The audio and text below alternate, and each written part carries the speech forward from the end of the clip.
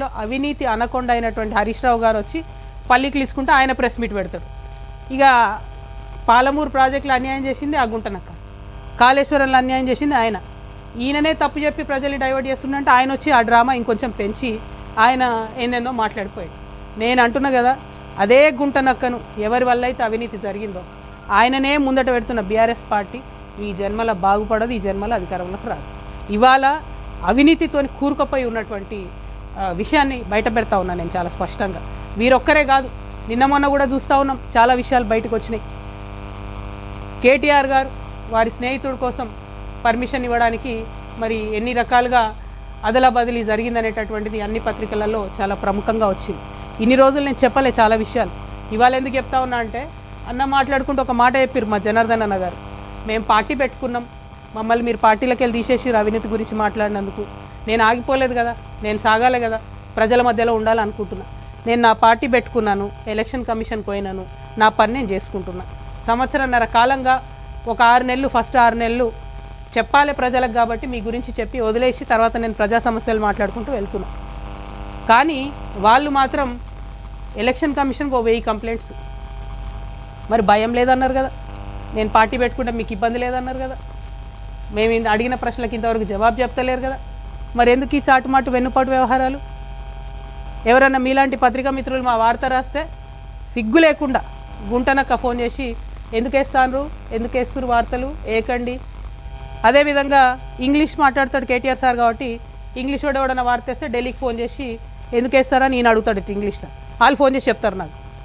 ఇంత సిగ్గులేని వ్యవహారం ఎందుకు? ఒక ఆడబిడ్డగా నేను చాలా ధైర్యంగా ప్రజల మధ్యలో ఉంటాను, నేను వెళ్తున్నా. ఆంబోతుల్లాగా అడ్డగాడిదల్లాగా ఎందుకు నా కాళ్ళల్లో కట్టెలు పెట్టే పనులు చేస్తున్నారు నాకు అర్థమవుతలేదు. ఏం అవసరం ఉంది మీకు? ఒక్క ప్రశ్నకన్నా సమాధానం చెప్పిరా నేను అడిగిన వాటికి? ఇంకా నేను ఎక్కడ కూడా పర్సనల్ ఇష్యూస్ మాట్లాడను కూడా నా ప్రాణం పోయినా. కానీ ఆ బీఆర్ఎస్ పార్టీలో వీళ్ళిద్దరూ జోడెడ్లలాగా నడపాల్సిన వాళ్ళు ఇద్దరు కూడా దున్నపోతుల్లాగా ప్రజల ఇష్యూలు మర్చిపోయి కేవలం అవినీతి ఇష్యూస్ మాట్లాడడం, ఇప్పటికి కూడా అడ్డగోలుగా అవినీతి పరులను కాపాడడం. మొన్న నేను ఉద్యమకారుల పక్షాన పోయి అక్కడ ఉద్యమం చేస్తున్నా అండి. ఏం డ్రామా చేసిండ్రు కాంగ్రెస్ బీఆర్ఎస్ కలిసి? అంటే మీకు ఆ పూటకు నన్ను ఆపడానికి, ఉద్యమకారుల వార్తలు రాకుండా ఉండడానికి అయితే కాంగ్రెస్తో జతగడతాడు, అయితే బీజేపీతో జతగడతారు. ఏముంటుంది? నీయతు న్యాయం ఏముండదా? ఒక పార్టీకి లైన్ ఉండదా? ఏంటది డైరెక్షన్ లెస్గా పోయి అక్కడ డ్రామా. ఆయన గుంటనక్క కింద పడ్డాడట, ఈయన పోయి ఆయనను పరామర్శించిండట. ఏడ కింద పడ్డాడో ఏమైందో అసలు ఎంత విచిత్రం అంటే ఆ రోజంతా మీరు చూస్తే ప్రతి ఒక్కరికి ఫోన్లు చేసి మీరు ఉద్యమకారుల వార్తలు వేయొద్దు. ఎందుకు వేయొద్దు? వచ్చేదా తెలంగాణ ఉద్యమకారులు లేకపోతే? మీరు మాట్లాడతలేరు. నేను ఒత్తిడి తెస్తున్నా కాంగ్రెస్ ప్రభుత్వం మీద, ఉద్యమకారులకు ఇచ్చిన మాట చేయాలని. మీకేం ప్రాబ్లము? మీరెందుకు అడ్డుపడతారు?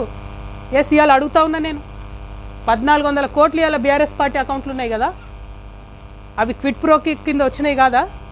అవినీతి సొమ్ము కాదా? ఆంధ్ర కాంట్రాక్టర్లు ఇచ్చినాయి కాదా? పంచండి. అవినీతి సొమ్ము అంతా కూడా అమరవీరుల కుటుంబాలకు పంచండి.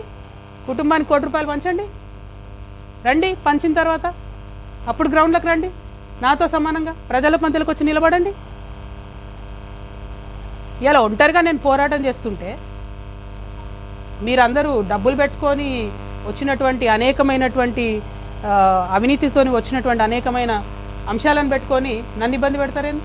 నిన్నగాక మొన్న కేటీఆర్ గారు ఒక పేపర్ కొన్నారు 128 కోట్లు, దాదాపుగా అంతే 188, 188 కోట్లతోని పయనీర్ అని ఇంగ్లీష్ పేపర్ కొన్నాడు ఆయన. అంటే ఇక తెలుగులో ఆడిన అబద్ధాలు జాడదు అన్నట్టు ఇప్పుడు ఇంగ్లీష్లో కూడా అబద్ధాలు ఆడతారు అన్నట్టు.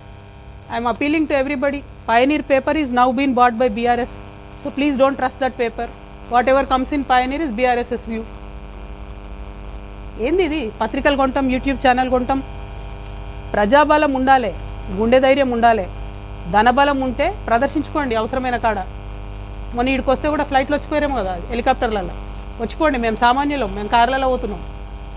పాయింట్ అది కాదు. పాయింట్ ఏంటంటే ప్రజల మీద, ప్రజా సమస్యల మీద పోటీ పెట్టుకోండి మాతో.